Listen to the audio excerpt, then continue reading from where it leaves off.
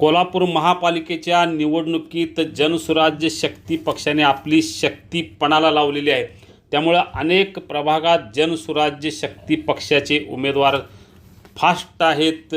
काही प्रभागात या पक्षाने पॅनेल तयार केले आहे। प्रभाग क्रमांक 8, प्रभाग क्रमांक 13, प्रभाग क्रमांक 11 आणि प्रभाग क्रमांक 17 आणि 19 अशा अनेक मतदारसंघात जनसुराज्य शक्ती पक्षाचे पॅनेल तयार आहे।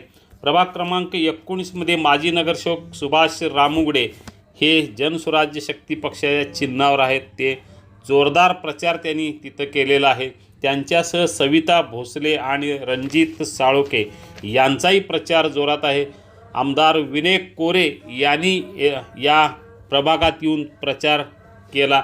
त्यांच्याशिवाय अनेक मतदारसंघात रशीद बारगीर यांच्या प्रभाग क्रमांक 17 मध्येही रशीद बारगीर यांनी प्रचाराचा धडाका लावला। प्रभाग 12 मध्ये रमेश पुरेकर आणि प्रीती अतुल चव्हाण यांनी जोरदार प्रचार केलेला आहे।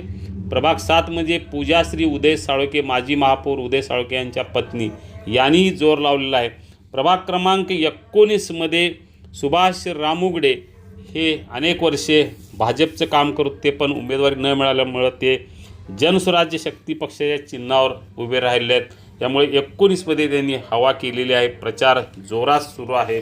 प्रभाग क्रमांक 18 मध्ये दीपाली संदीप पवार ह्या आता प्रचाराचा एकदम जोरात त्यांचा आहे। दीपाली पवार यांचे पती संदीप पवार अनेक वर्षे सामाजिक कार्यात आहेत।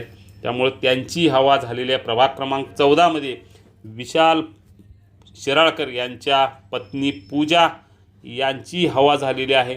यामुळे एकूणच अनेक प्रभागात जनसुराज्य शक्ती आणि RPI आठवले गट या दोघांनीही मोठ्या प्रमाणात हवा केलेली आहे। अनेक विकासाचा अजेंडा घेऊन हा पक्ष आता मैदानात उतरलेला आहे। त्यामुळे एकूणच कोल्हापूरकरांनी या जनसुराज्य शक्ती पक्षाला चांगला प्रतिसाद देण्याचा निर्धार केल्याचे आमदार विनय कोरे यांनी सांगितले।